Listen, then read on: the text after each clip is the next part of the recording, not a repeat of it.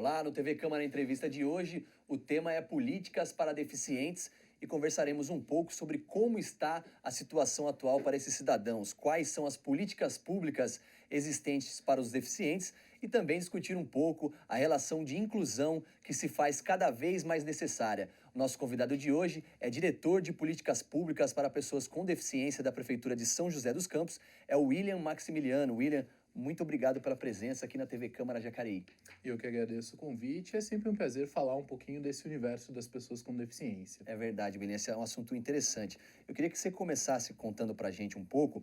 Existem alguns tipos de deficiência, né? Física, sensorial, cognitiva. Eu queria que você explicasse um pouquinho mais sobre a deficiência, os tipos de deficiência para a gente. Então, a própria ideia de pessoa com deficiência, ela foi sendo aprimorada, vamos dizer assim, ao longo do tempo, né? Porque o que acontece? Sempre existiram pessoas com deficiência na sociedade, né? Desde os tempos antigos, e a forma com que a sociedade lidava com essas pessoas eram as mais diversas, né?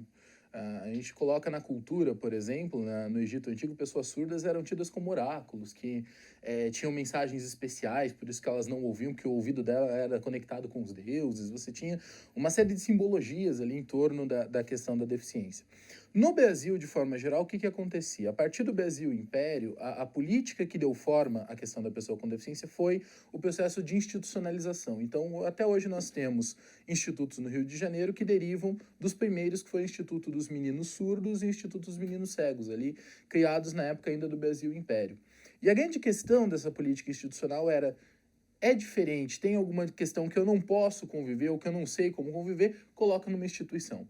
Inicialmente para deficiência sensorial, em seguida vieram entidades de atenção à deficiência intelectual. Então, assim, você não tinha o convívio dessas pessoas no dia a dia. Até por isso, ainda hoje a gente tem um certo estranhamento nessa temática da pessoa com deficiência. Se eu não tenho na família, se eu não tenho próximo de mim, normalmente é um tema que assim, as pessoas não param para pensar. Fica longe, né? Fica muito longe. Fala, poxa, mas existe realmente pessoa com deficiência? Por que eu não vejo? Por que eu não tenho esse contato? Aí você fala dessas tipificações. Elas nos ajudam a entender um pouquinho que esse universo da pessoa com deficiência ele é muito amplo. Eu não posso pensar, embora o símbolo, a simbologia que a gente adota padrão é o bonequinho na cadeira de rodas, mas eu não posso entender que apenas o bonequinho na cadeira de rodas simbolize todo esse universo, porque na verdade eu tenho pessoas com deficiência física, sim, inclusive é o maior grupo, mais de 54% das pessoas com deficiência têm uma deficiência física, mas eu tenho grupos também de deficiência sensorial, onde eu encontro ali o deficiente visual.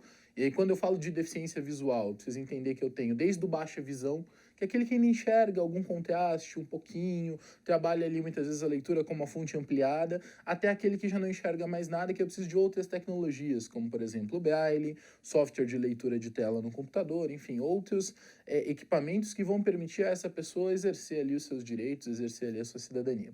Na deficiência auditiva acontece a mesma coisa, eu tenho desde o deficiente auditivo com alguma audição ainda, então que usa um aparelho, né, que consegue ainda capturar alguma coisa, e o surdo, principalmente o surdo sinalizado, que é aquele que a gente vê conversando em Libras e que muitas vezes as pessoas falam, é mímica. Não, não é mímica, é uma língua própria, a língua brasileira de sinais.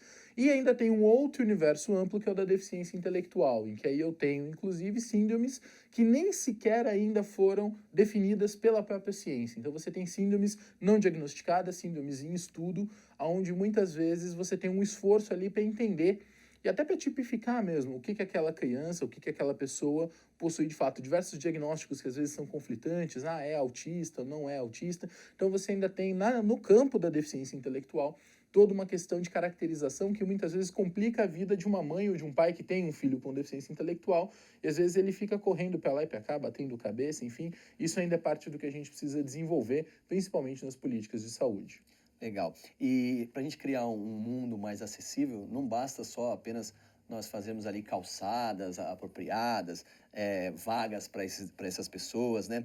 Quais são as adaptações necessárias, assim, de uma maneira mais genérica, no dia a dia, que a gente podia falar para os determinados tipos de deficiência?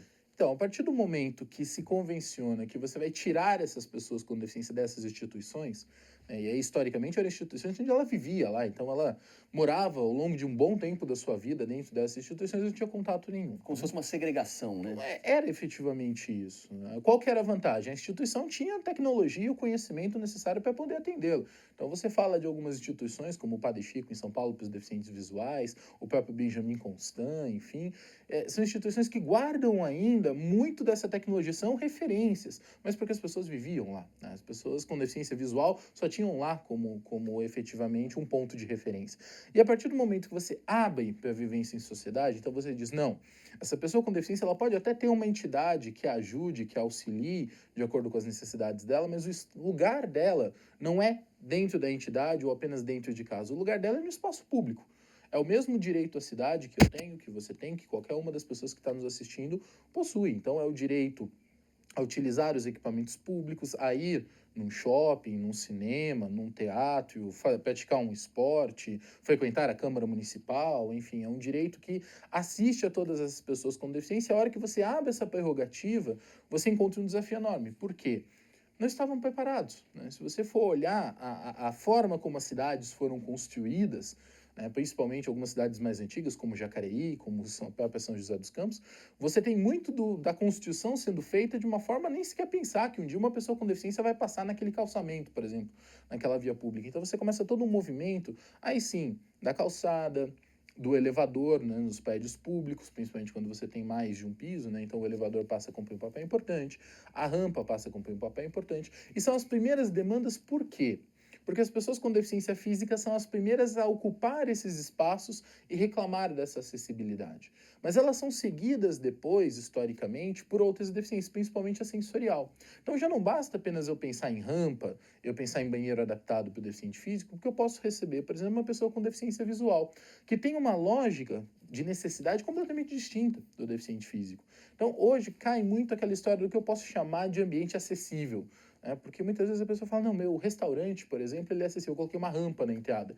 Lindo, mas será que se o deficiente visual for almoçar, ele tem um cardápio em braille esperando por ele ali para fazer o seu pedido? E nem, não necessariamente você vai encontrar isso em todos os estabelecimentos, embora o Brasil já tenha a Convenção dos Direitos da Pessoa com Deficiência, assinada, ratificada em 2008, você tem aí a Lei Brasileira de Inclusão, entrou em vigor agora em janeiro deste ano, então você tem uma parte legal muito forte para estimular essas práticas, para estimular que o restaurante tenha o cardápio em braille, tenha o banheiro adaptado, para estimular que o poder público tenha os espaços todos adaptados para receber a pessoa com deficiência, mas nem sempre isso acontece, né? Se você tiver, por exemplo, um surdo entrando num ambiente, um surdo sinalizado, muitas vezes causa aquele constrangimento. Quem é que vai falar com ele?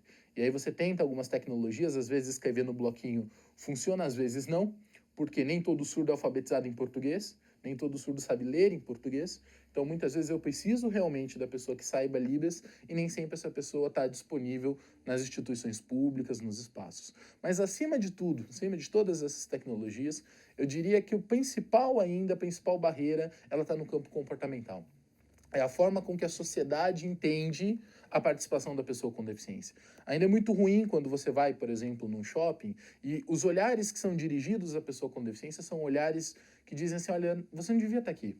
Esse aqui não é o seu espaço. Você Ou devia de pena, estar... né, até, né? Ou de pena, mas muito assim, você devia estar numa instituição, confinado, né? Uma instituição para você que pudesse te atender, que possa te dar tudo que você precisa, mas não é aqui. O mesmo acontece muitas vezes na entrada na escola pública, na entrada nas universidades, nas escolas particulares, nos serviços, né, que as pessoas acabam demandando.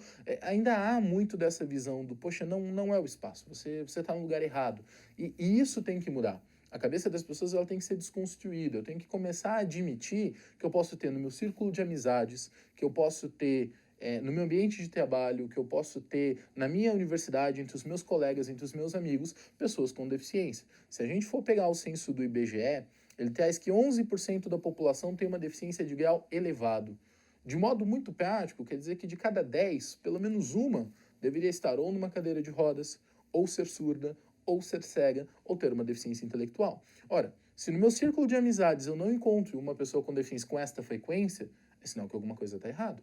É sinal que eu ainda não estou participando da sociedade em toda a sua diversidade. Eu estou olhando demais para algum determinado grupo e estou deixando de olhar para outro. Muito interessante isso. A gente não consegue enxergar às vezes, né? E como você falou, se não tem um círculo, se de cada 10, um é deficiente, a gente não está em contato com esse, é sinal que a gente está aí vivendo isolado um pouco, né, do que realmente acontece na nossa sociedade. E falando um pouquinho, como você falou, dos avanços, né? Quais são as políticas públicas hoje vigentes para as pessoas com algum tipo de deficiência? Conta um pouquinho dessa evolução da legislação também com relação a essas pessoas. O que você podia contar para a gente? Então, a legislação ela acompanhou um pouco esse fenômeno de sair das instituições, né? Tanto que a legislação ela é muito marcada por um primeiro momento numa política de assistência social. Então, você olhava para a pessoa com deficiência e precisava pensar, bom, como é que eu faço ele comer, dormir e não morrer? Nem de fome, nem de frio, como é que eu cuido das necessidades mais básicas? Por isso, uma política de assistência. Então, inclusive, esse ano comemora-se 20 anos do benefício de prestação continuada, né, que foi um grande avanço no Brasil, um marco no campo da assistência, que é um benefício que garante uma renda de um salário mínimo para a pessoa com deficiência nas famílias que não tenham renda, ou que tenham uma renda de até 1/4 do salário mínimo per capita. Ou seja, ele pega as famílias mais pobres, as mais carentes, e tendo um filho com deficiência, em função das barreiras que existem para essa criança estudar, viver, ter os amigos dela, enfim, em função dessas barreiras ele passa a receber um salário mínimo. É uma garantia de que pelo menos o básico do básico do básico vai existir. É uma garantia de que pelo menos fome e frio não vai passar. E essa política de garantia ela é muito importante, tanto que ela vigora até hoje, inclusive, e ela é um grande marco nesse cuidado da pessoa com deficiência. Mas, hoje, ela já não é mais suficiente. Não adianta a gente pensar apenas em um salário mínimo para garantir a pessoa com deficiência, que isso é muito pouco. As políticas elas vêm se tornando mais complexas à medida que eu admito que a pessoa com deficiência não precisa só comer na casa dela. Ela precisa de saúde, ela precisa de educação, ela precisa de turismo, ela precisa de esporte, ela precisa de lazer, ou seja, ela precisa de outros serviços públicos preparados para poder recebê-la. Então, quando eu aumento essa dimensão, isso acontece no Brasil muito fortemente na última década, você tem uma atenção maior a isso, inclusive com a assinatura da Convenção dos Direitos da Pessoa com Deficiência, que é uma convenção da ONU, o Brasil ratifica em 2008. Final de 2011, início de 2012, é lançado no Brasil o Plano Viver Sem Limite. É a primeira vez que você tem um plano do governo federal de política pública para a pessoa com deficiência, envolvendo aí diversos ministérios. E agora, né, em 2015, você tem a sanção e em 2016 o início dos efeitos da Lei Brasileira de Inclusão. Então eu diria que esse é o quadro de evolução mais recente. Claro, é uma história muito maior que isso, né? Se você for pegar a criação de todos esses institutos, o trabalho das famílias que criaram a Asa Paz, por exemplo, é um trabalho magnífico. Mas se a gente for pegar do ponto de vista legal e da evolução de direitos, são os marcos mais importantes.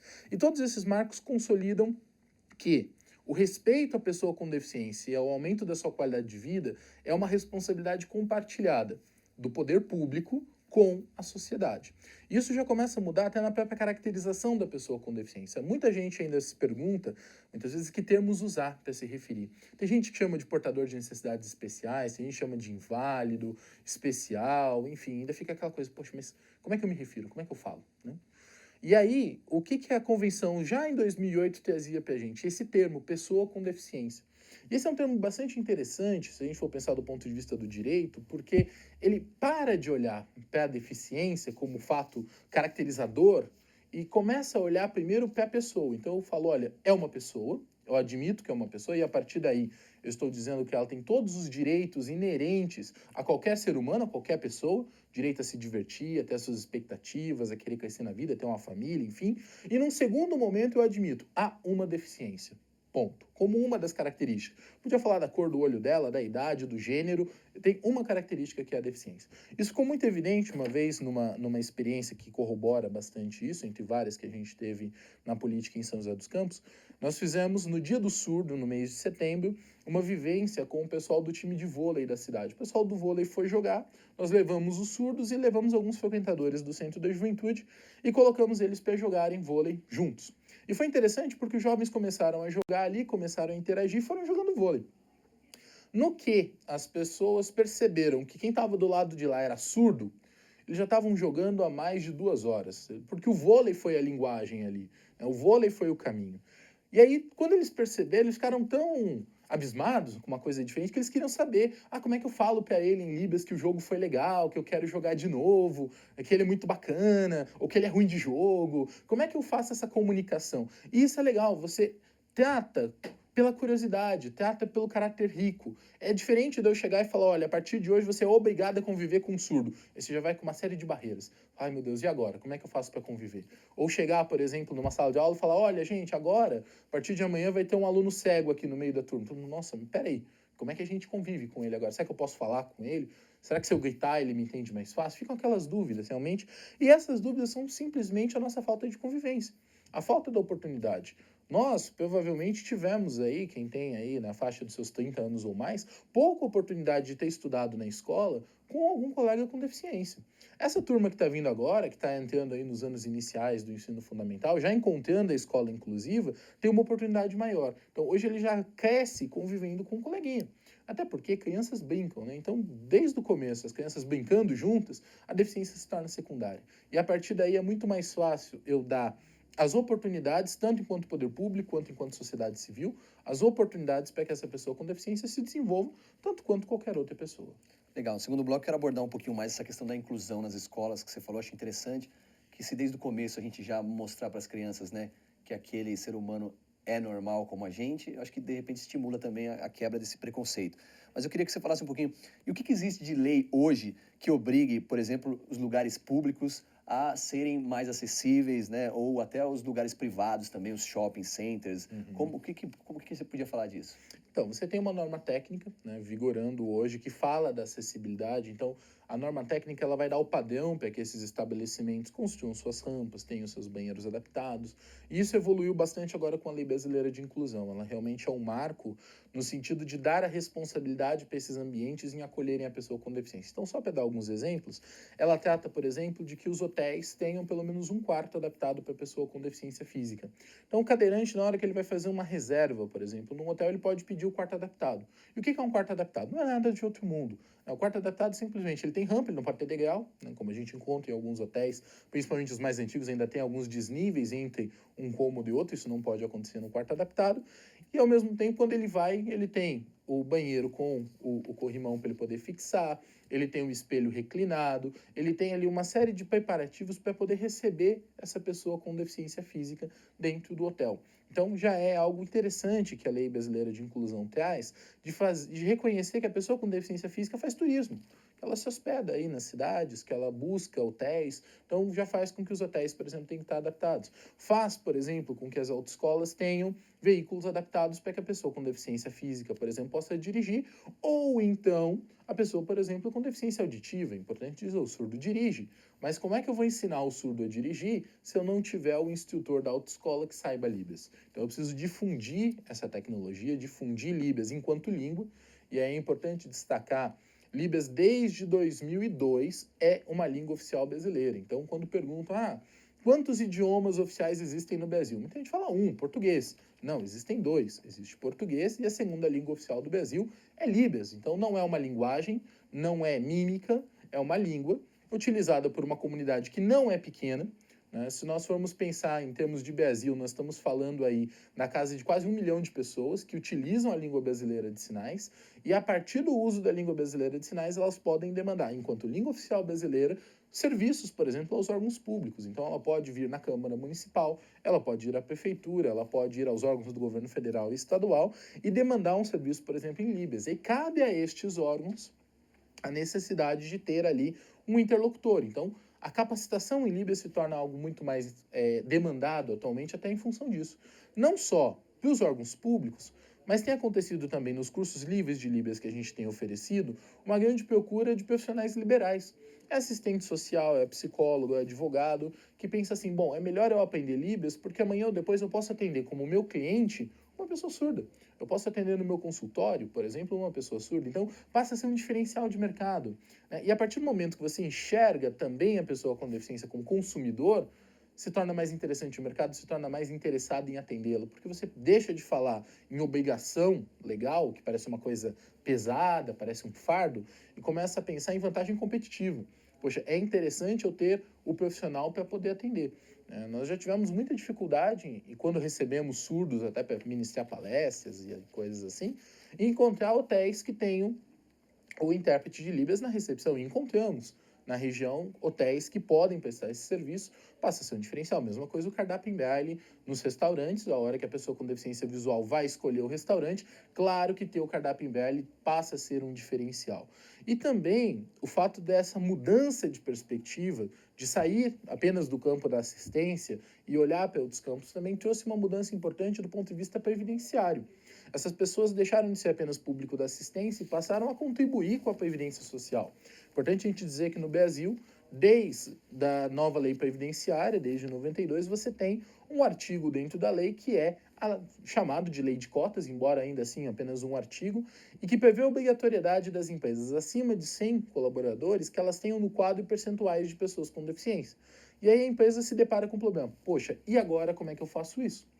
E muitas empresas ainda optam por algo arcaico, no sentido de, tá, já que eu sou obrigado a contratar, vamos contratar qualquer um, O mais colocar em qualquer simples, né? função, o mais simples, até porque a lei não prevê. É um artigo, ela só diz contrate, ela não diz onde colocar, ela não diz que função exercer, ela não diz se precisa capacitar, ela só diz contrate. Não disse é um cadeirante ou um cego. Não fala. Então, a empresa já faz o pedido na seguinte lógica: me manda com a menor deficiência possível, aquele que eu precisar fazer o mínimo de adaptação para poder receber, e ainda assim cogita coisas como, olha, eu posso pagar o salário e pode ficar em casa, eu entendo isso como um tributo, mais um tributo, e coloco na minha carga tributária e está tudo certo. E a gente precisa mudar essa lógica.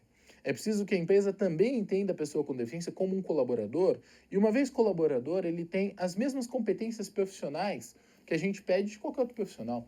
Por que na hora de contratar qualquer outro profissional eu vou ver as competências profissionais, vou chamar ali, né, psicólogos, um corpo técnico especializado para poder contratar, e na hora da pessoa com deficiência eu não vou tratar de competência, eu vou falar, manda a deficiência aí, eu vejo o que eu faço com ele.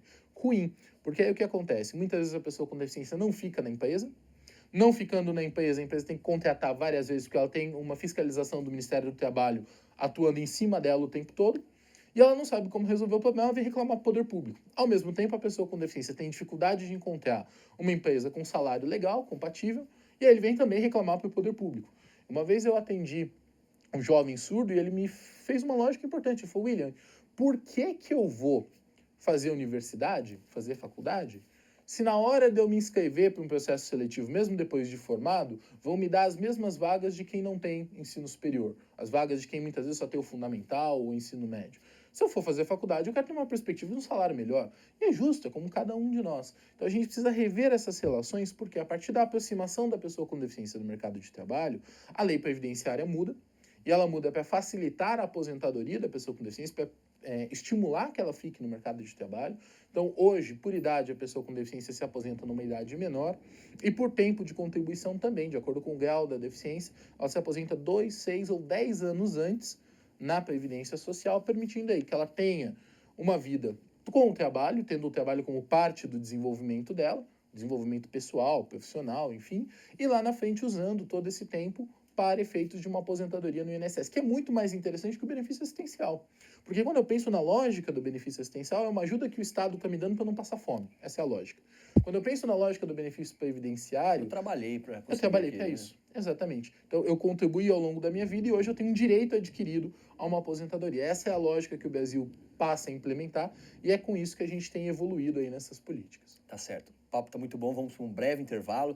Conversando aqui, vamos depois desse breve intervalo, esperamos você para conversar um pouco mais aí sobre as políticas públicas para pessoas com deficiência. Voltamos daqui a pouquinho aqui no TV Câmara Entrevista.